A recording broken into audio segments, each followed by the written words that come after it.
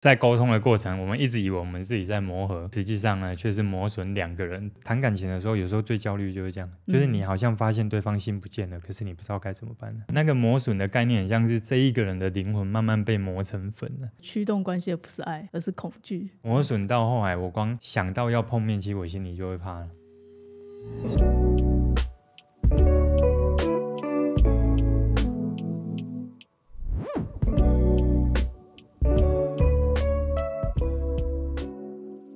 欢迎来到人生解扣方程式，这是一个畅谈情绪、人际沟通、伴侣沟通以及自我成长的一个频道。如果你对于相关的议题感兴趣，欢迎可以订阅我们。我们会在每个礼拜五的下午5点正式上片哦。我们在谈感情的时候，或许会有遇到不小心在沟通的过程，我们一直以为我们自己在磨合，可是实际上呢，却是磨损两个人，到后来越来越痛苦哦。所以我们主要是要拍给你对于关系很在乎，你也很想要用心去沟通。但是呢，你却在沟通的过程发现呢，好像双方的反应都越来越冷淡，甚至呢，两个人都在这段关系里面煎熬。可是你不太确定到底是不是自己有需要去注意什么、优化什么。所以这一集我们要来聊聊，第一个我们会先来定义一下，到底什么是有效的磨合，什么是无效的磨合。对，那第二个我们就来谈谈哪10个关系已经开始在变化的征兆，我们一定要特别留意的。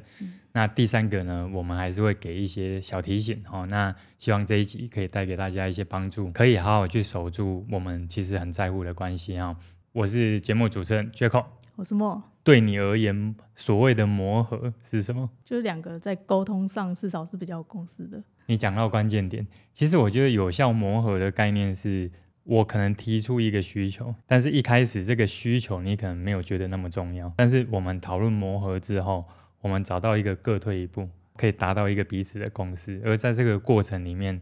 彼此没有累积太明显的不舒服，甚至也没有太多的人身攻击或批判这样，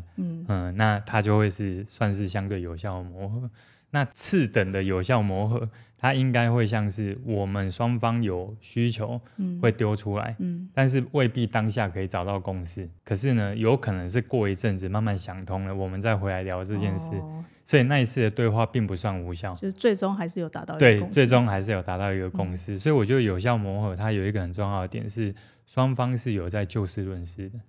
对，它不只是一直在处理情绪而已，有更多的时候是我有情绪，我会把这个情绪背后其实我最想要跟你沟通协调的事情说出来，那彼此在这件事情都是各有一个空间可以去探讨的。那如果是无效的磨合，它会长怎样？我觉得无效的磨合它比较容易出现的就是连续好几个月或者好几年吵相同的事情，吵的方式没有变，然后双方的立场也都没有变，那唯一有变的就是两个人的感情变差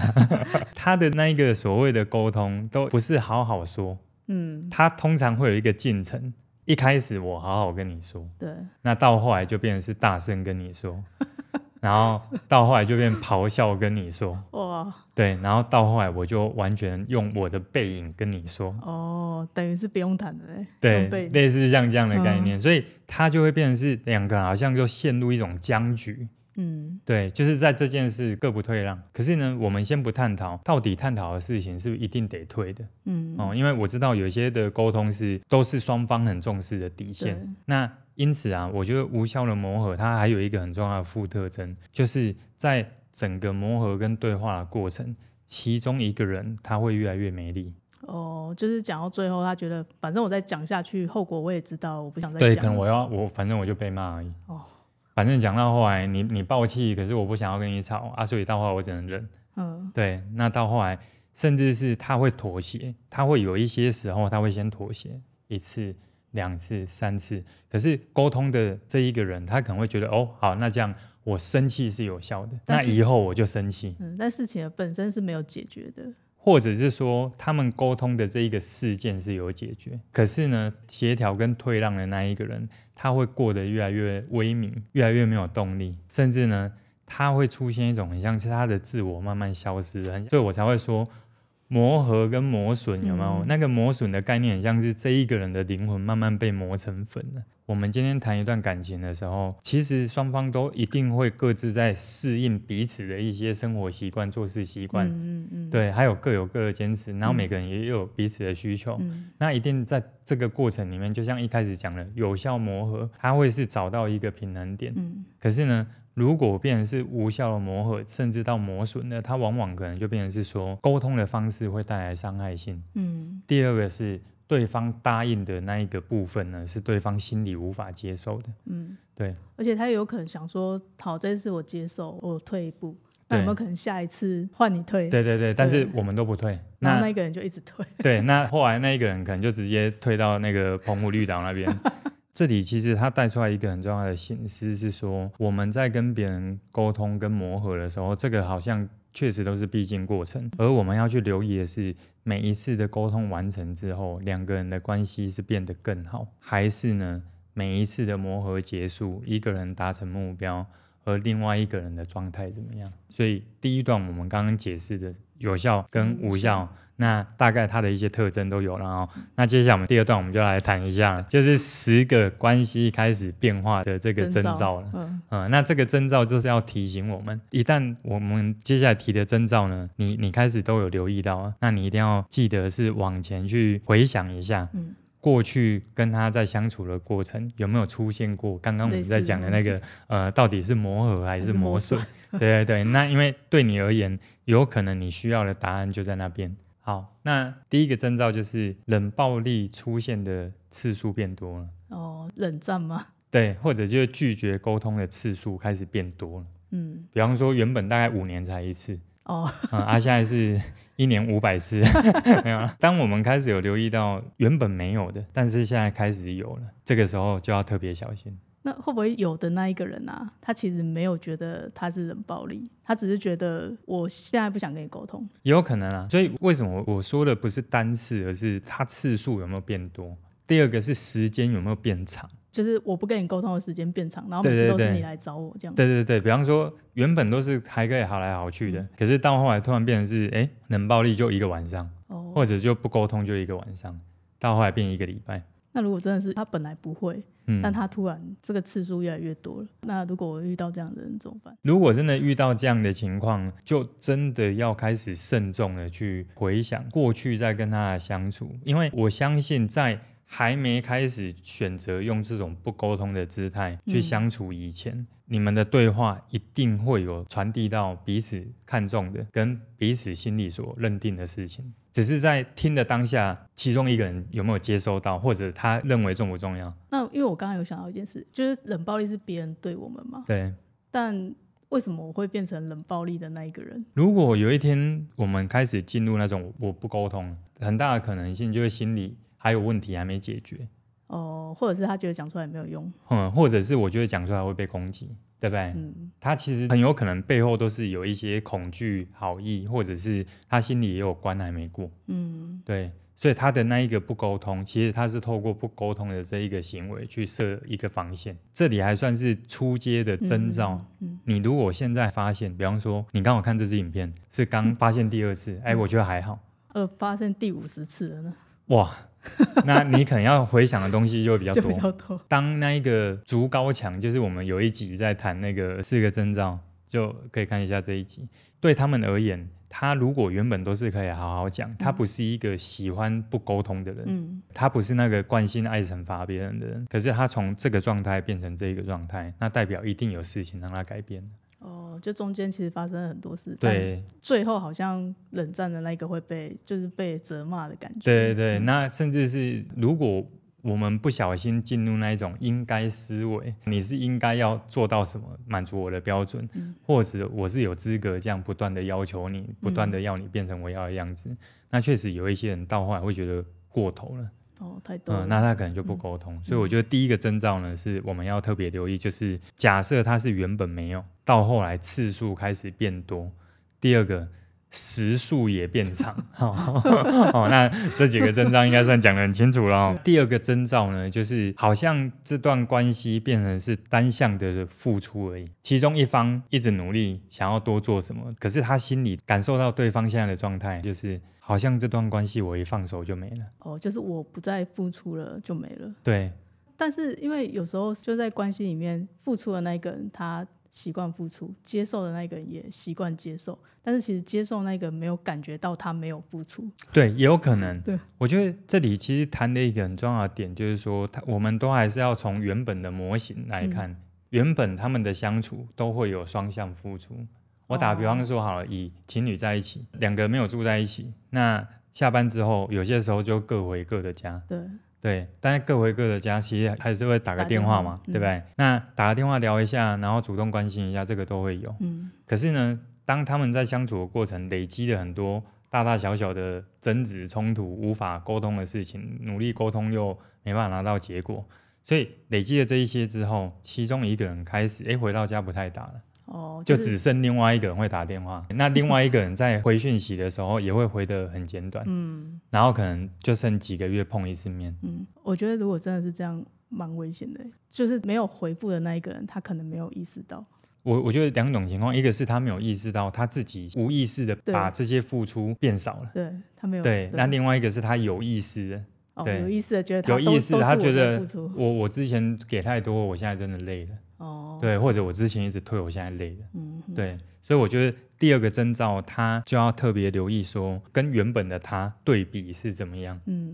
所以这个也是关系生变一个很重要的讯号，因为往往愿意主动给、主动说的这一个，都还是在这一个人他自己对这段关系有多近，可是还是有一些其他的特例，比方说对方真的工作太忙，或者对方的心情很糟，因为其他的事心情很糟。或者他现在处于人生的低潮状态，这些都会造成他暂时可能真的也不想讲，我情绪不想要去放在别人身上，不想要影响对方这样子。对，所以这个情况呢，就跟我们探讨的就无关这样。因此我觉得他还是有一点很重要，就像刚刚讲的，我们要去对比原本的他跟现在的他，尤其是他现况有多少事情会影响他。征兆3就是无效的重复争吵。我觉得无效的重复争吵，这个让我想到曾经听过的故事。两个人他们在对话沟通的模式，都是在吵对方的话。吵对方的话，对，比方说对方就说没有，我跟你讲，其实这件事你这样对待我就好像什么，然后对方就会跟他说没有，我这样对待你根本不是像你比喻那个，你那个比喻就不对。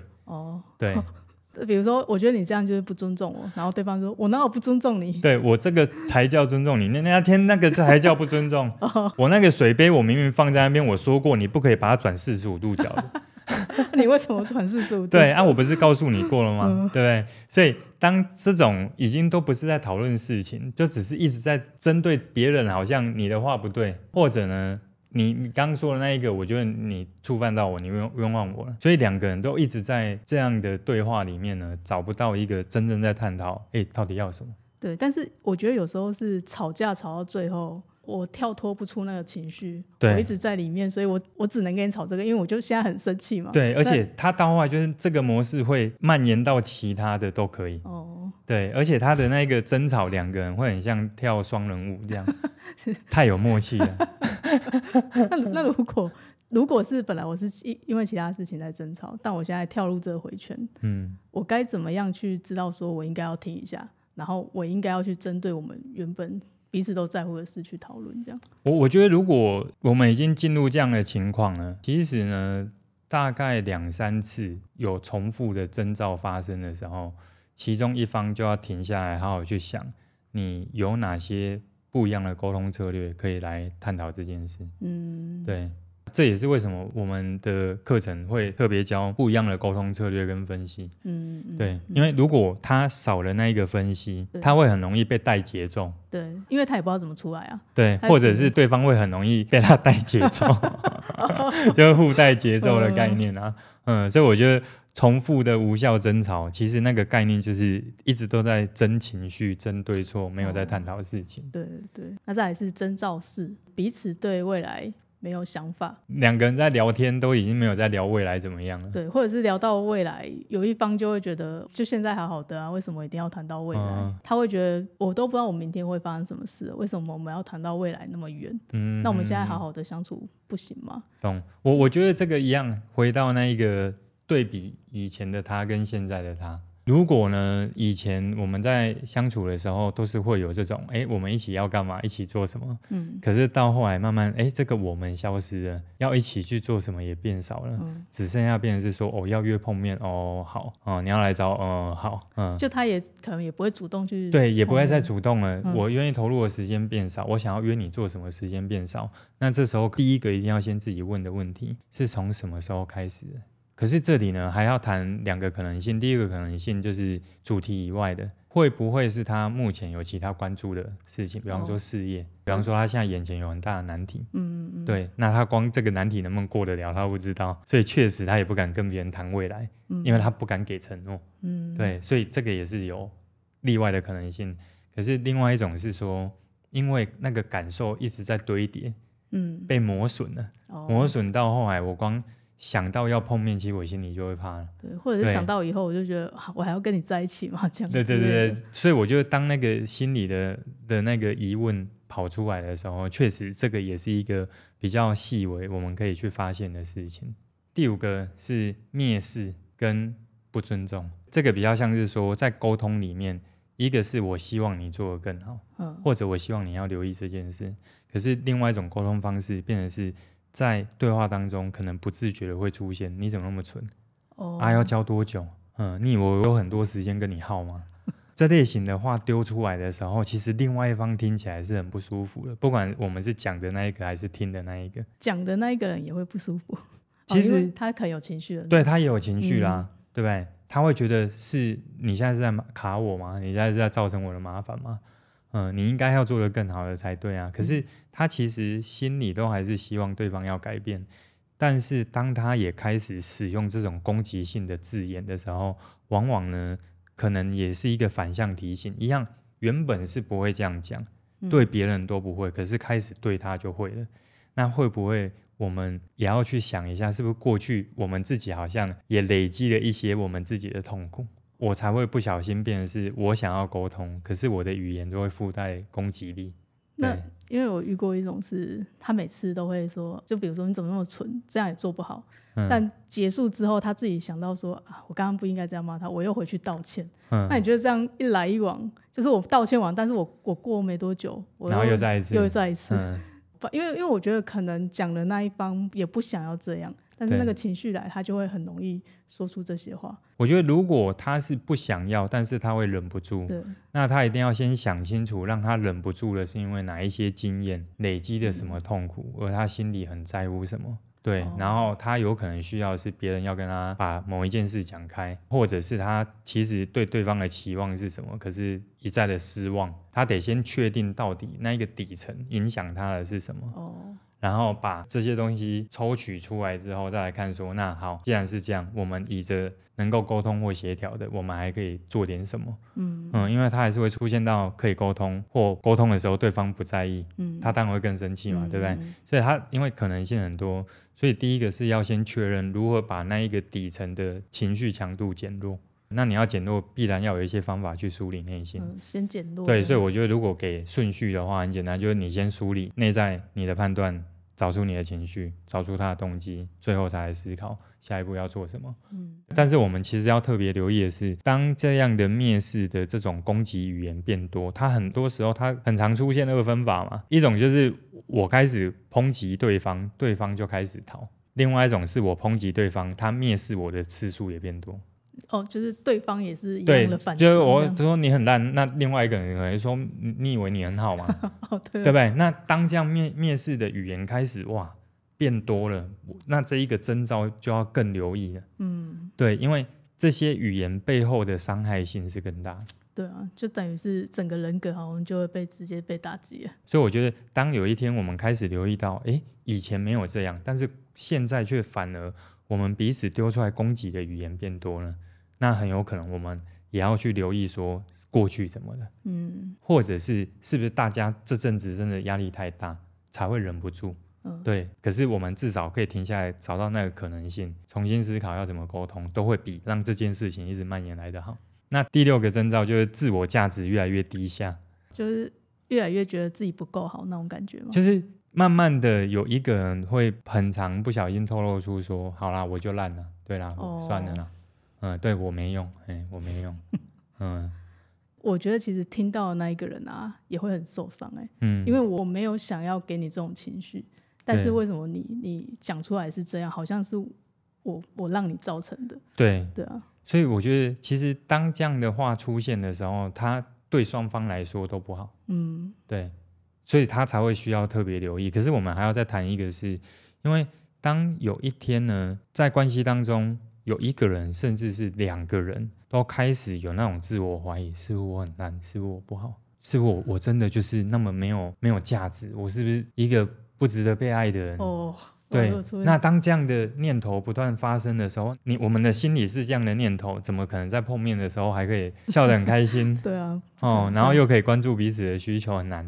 可能有一方就很卑微。对，因为一旦到这种自我怀疑到自我否定的这种征兆一出来之后，它可能蔓延出来的会有更多是什么，你知道吗？会有更多的是防卫，会让特定的征兆，比方说不沟通，甚至呢少碰面，甚至开始在对话过程也会出现攻击，因为没有人喜欢被贬低他的自我。因为如果是我一直听到对方这样讲，对，我可能在下意识的我要跟你讲话之前，我就要想一下，我讲出这一句话会不会又让你又让你觉得你很烂，因为我没有这个意思嘛。对。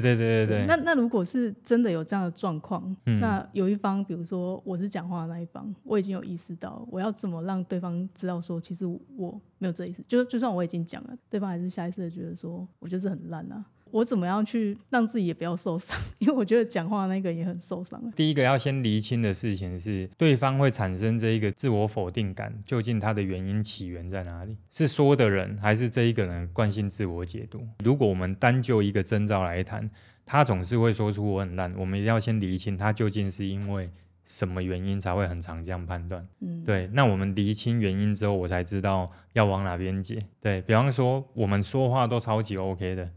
，100分的说法，对，完全没有任何的贬低空间，一点都没有。这个可能就变成是，那他想要透过讲这一个去满足他自己的什么？是希望先降低自己对自我的看法，好去承受我目前没有拿到我要的这一个不安全感，这个不舒服的感觉。如果是这样，那可能我们也只能告诉他，我知道你对你自己有判断，而我看到的你，我一直有发现你有哪些地方我都还是很欣赏，我不会完全否决掉他的判断，但是我同时也可以告诉他你有我欣赏的地方。第3个是，我觉得当他提出这一个，我们也要意识到他有可能现在就是处在状态比较低的时候。就还是要看一下他对，我觉得还是要看因为一个征兆我们当然还是要找原因嘛，但是如果另外一个情况是真的是说的这一个人造成的，对，那这时候就要看说的这一个人能不能从自己过往的沟通的惯性，他可能就要问一下自己的朋友，他要能够原封不动的把他曾经对于对方的说法包含表情说给其他人听，就可能得到别人的一些意见。对，而且要说给是比方说对方是男生，那你就说给男生朋友听，比方说我沟通的对象感觉被我打压的这一个人，我的伴侣是男生，那我就要能够把我曾经对他说过的话原封不动包含表情要演得出来然后你要演给其他比较客观说话客观然后比较懂分析的男生朋友听就让他听看看。对，他听他看的时候他就会知道男生看到大概会有什么感觉。懂。对，因为有些话就是你可能让同性去感受，那但是如果有一些就善于沟通，那就不管性别了。所以这个时候只要他可以让他去把关，或许还可以从里面找到一些真的可以微调的地方，那这样至少还有的救。对不对？然后第7个是驱动关系的不是爱，而是恐惧，或者是责任。对，或者是责任。我觉得第7个这一个他比较像是做什么都是我因为我怕他怎么样所以我去做，好像不是很心甘情愿。因为我们现在在一起 OK 啦，好啦，这个我撑了啦，我顶了啦，这样。可是其实我觉得在关系里面还是蛮常会遇到这样类似的事。我觉得如果是因为责任倒不会到太怎么样，可是如果总是因为恐惧就会比较可怕。就是说假如我不做，对方可能就要爆了，对，然后或者是我不做，对方会用反向的方式来逼我就范，有没有？比如说言语上的刁难啊，或者是讲话非常难听啊。对，可是我觉得其实如果从行为征兆来看，应该会变成是说，就是两个人一起要做什么，或者其中一方，比方说在整理家里或干嘛的，可能互相都有沟通要做一些事，对不对？慢慢都发现不是心甘情愿，都是那种好，那就做，表情就漠然。对，那这一种确实就比较可怕，因为我觉得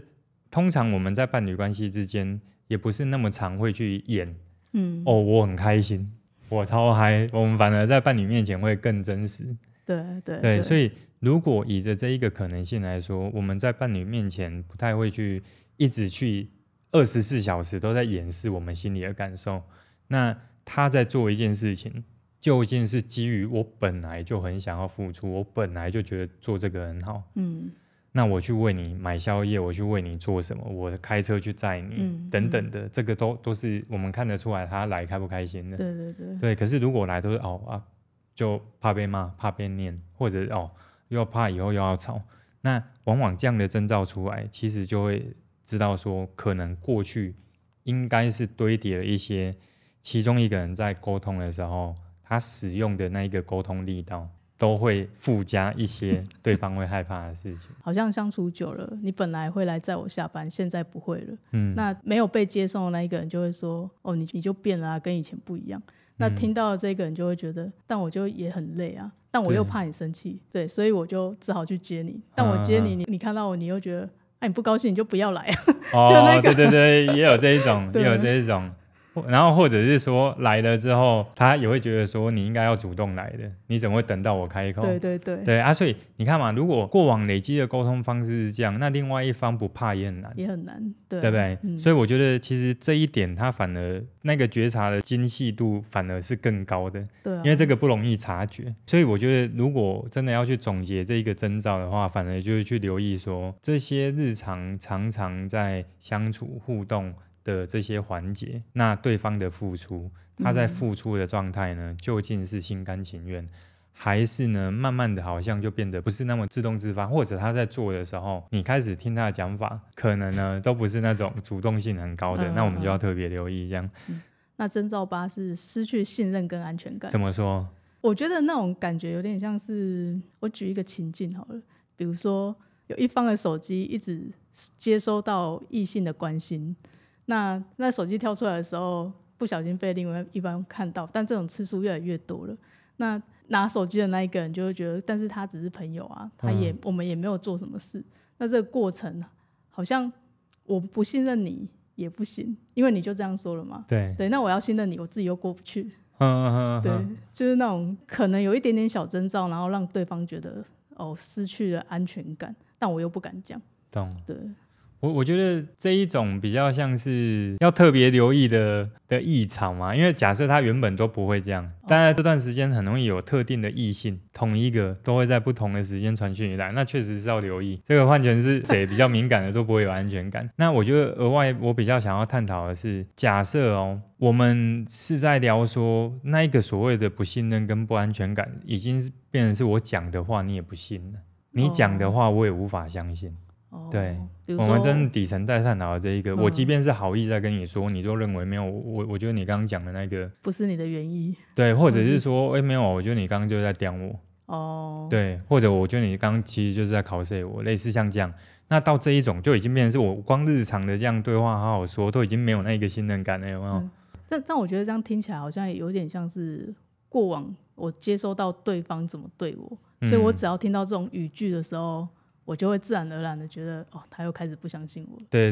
而且那个不信任感到后来延伸到不安全感的原因，是因为我已经发现好像要好好说话都已经很难了，然后心里就会出现有一种就是哇，那这段关系会不会不稳了？而那一个不安全感，它比较容易再延伸的就会是我更想要抓住。我其中一个人有可能就更想要从其他地方去找证据，对，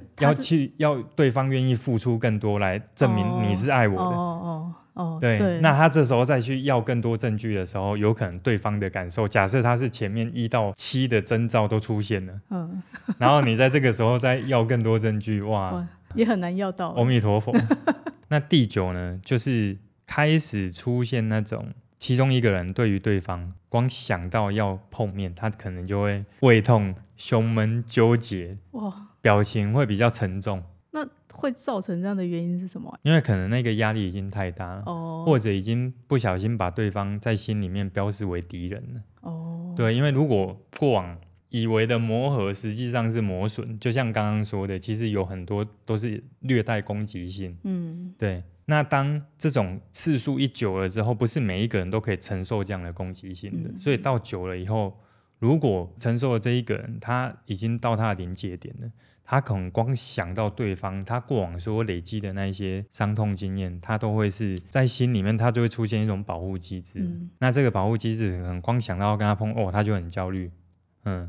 如果对他来说已经到这样，我觉得这个事态已经算很严重了，因为对方不一定会告诉你，我看到你会胃痛，你可能只能从就是其他的细节去观察到说，他跟你相处的时候是处在很轻松很自在的状态，还是越来越紧绷了。第10个呢，是2个人相处的这一个时间，有一种讲法叫安静离职，有没有？安静离职的概念就是说，我还在这个工作我没有走，但是我在我的办公桌上面呢，我几乎是什么事都没有做的那一种。